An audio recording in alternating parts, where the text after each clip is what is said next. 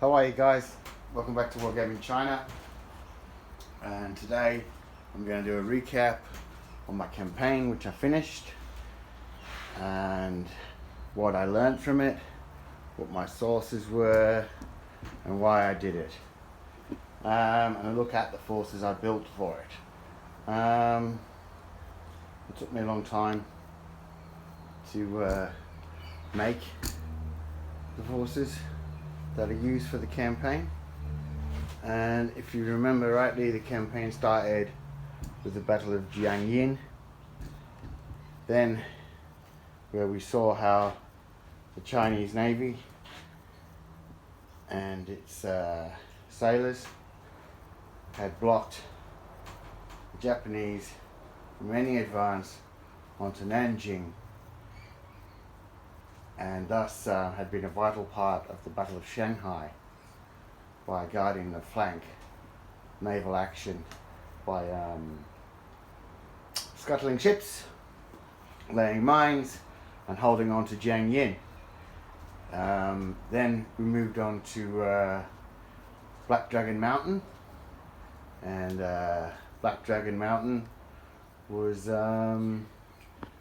Nanjing, and it was when I wanted to introduce the RDF and Sichuan forces, Sichuan Provincial Army. Now, what we're looking at here is my Japanese that I built. I built the Daihatsus. I built the riverine patrol boats. I built everything except for the marks, toy landing craft, all the ships. I didn't build the planes; they're model planes, but yeah, all the boats I did, and they represent the massive small boat building program of the Japanese after the fall between December and June, December 37 and June 38, and without this massive flotilla of small ships and small boats that the Japanese had assembled, the Reverend Successful would not have been as successful as it was.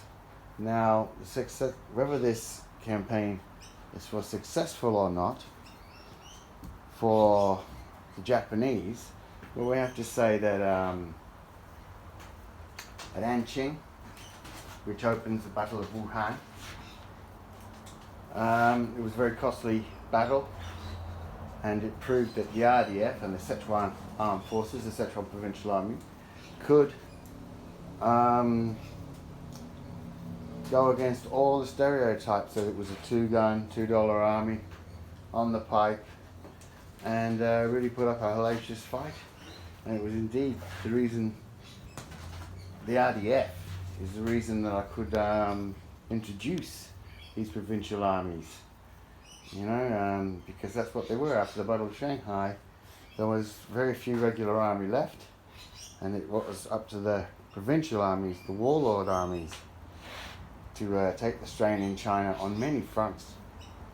And this campaign I wanted to illustrate that. And obviously I built the forces that I could to represent the various formations involved.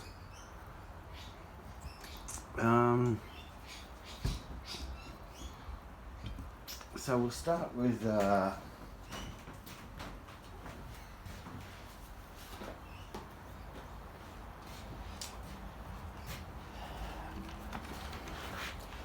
the Chinese Navy.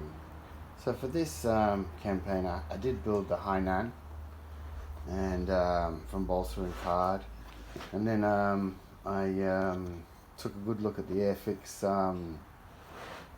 coastal artillery set and decided I could do something with that.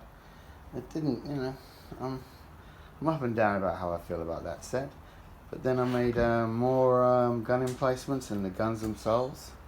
The 6-pounders I wasn't that happy with, but everything else I was. And the pom-poms are digital prints from Shapeways.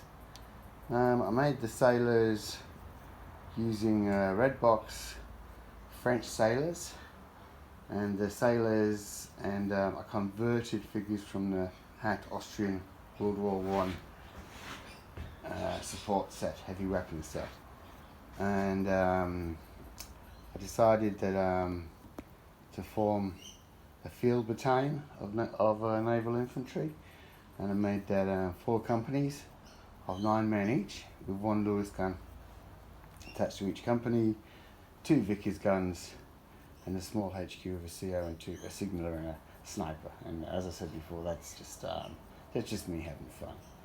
Then for Jansen's forces, another Sichuan army, I used the Airfix US World War I US infantry and heavily converted a lot of other figures.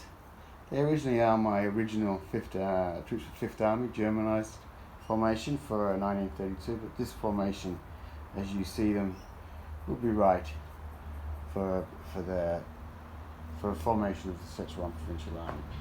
And because of Jansen's army, it differs from the army that was from the RDF forces under Louis Yang, when the RDF fought at Black Dragon Mountain. At Black Dragon Mountain, Sichuan armed forces were, of course, Louis Yang's troops himself, so differently armed and equipped. And it was the first time I ever got to field, and probably the only time I get to field the 88mm guns. Also, a bit of air support there, you'll see. They were dice for it. I don't think the HS-123 got onto the table, but the I-16 did. And for the Marines, I used the Airfix World War I British Infantry. And they were equipped right enough with Lewis guns and machine guns, and I treated them as elite. I drew these forces from my Young Marshals Army, but these forces could also be could serve, if I varied them, I could serve them as a Manchu Cohen army. I might show you how to do that later on. Then move on to my Japanese. All Airfix, or mostly Airfix, bit of Fujimi, and some, I can't remember where the 70mm battalion guns come from, but I reckon they're the right scale. I usually think they're too big to see them in 20mm.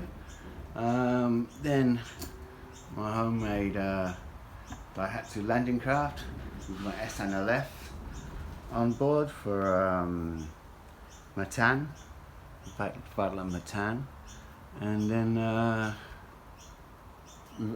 on board my marked infantry are the battalion of Lloyd infantry I used in the battle for Tianjin, and of course a small Japanese ship that I play as a mine layer, minesweeper, and my 3 Sokutos. The Air Force, of course, an A5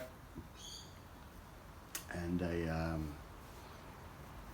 oh gee, I can't remember the name of it. GM4, and look, it was a great campaign. It allowed me to explore and learn more, because you see, I'm not the world's greatest communicator, but to boil it down, how I did this campaign was I looked at 2 authors' works, Van der Ven and Dai Wu, and both interpreted the drive of the Japanese Navy and Army up the Yangtze River in different ways. Van der Ven would be more that it was very effective, and that it was like, you know, a blueprint for how riverine warfare should be conducted, and almost turned into and could be considered a naval blitzkrieg almost. And then we have Daewoo's interpretation of events, where I think because obviously he's Chinese, he went into the more the fallacies that were the belief of the Chinese command, the divisions among the commands itself, and paints a picture that says that, you know, the Japanese Navy was fortunate enough to be able to rapidly gain advantage after Chinese mistakes. You know, it was great. The Chinese, that's basically what. So if the Chinese hadn't made the mistakes they made, if, you know, by underestimating the amphibious capability of the Japanese, then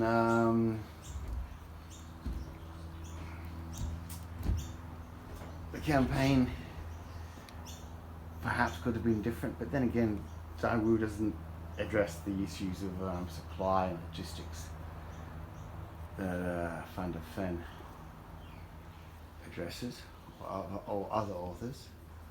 So I looked at it as a campaign I could do, where I could draw my own understanding of this drive upriver by the Japanese on the drive to Wuhan. And as I said, I played 5 games: Battle of Jiangyin, Battle of Black Dragon Mountain, Battle of Anchin, Battle of Matan, and then Tianjin. And I hope you enjoyed them. As you can see, there's no tanks on the table. But because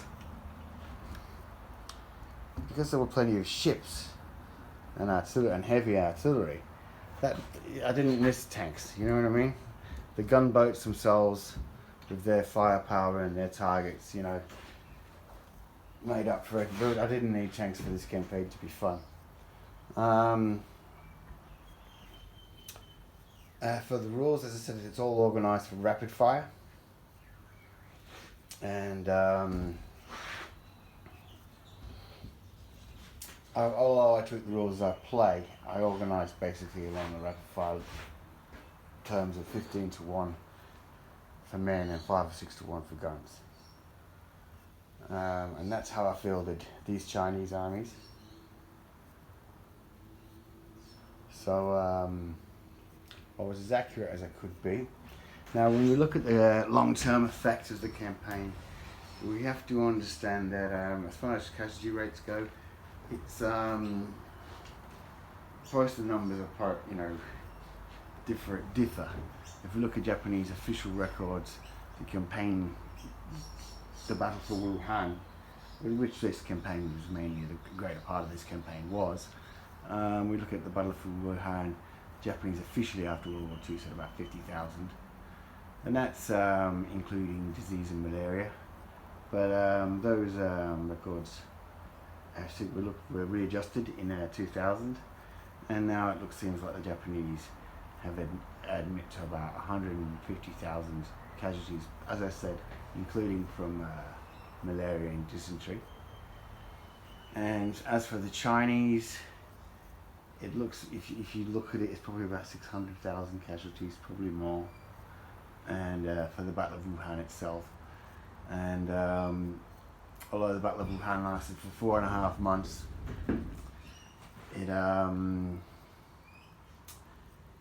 it was fought mainly by units that were secondary. I mean, even the NRA along most of the front was fielding teenage troops with little training in its NRA divisions, whereas the provincial armies, at least they had experience on their side, you know. When we look at the provincial armies, especially if we look at how the Sichuan army, we really got to reevaluate how we look at the Sichuan army in history. The same with the Chinese Navy. Yes, all bound as rogues and scoundrels, but you've got to add heroes too, because at Jiangyin and at Matan they certainly proved their worth, and it should be noticed between their mine laying campaign and all the efforts they made when it was so outnumbered by the Japanese in both the air and on the sea and on the river and sea itself.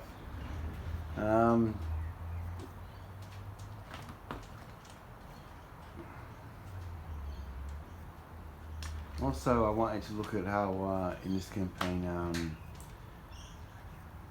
you don't. I didn't want to be too elaborate with terrain, because I move on to the next game all the time, and I really think that's the secret to enjoying your wargaming.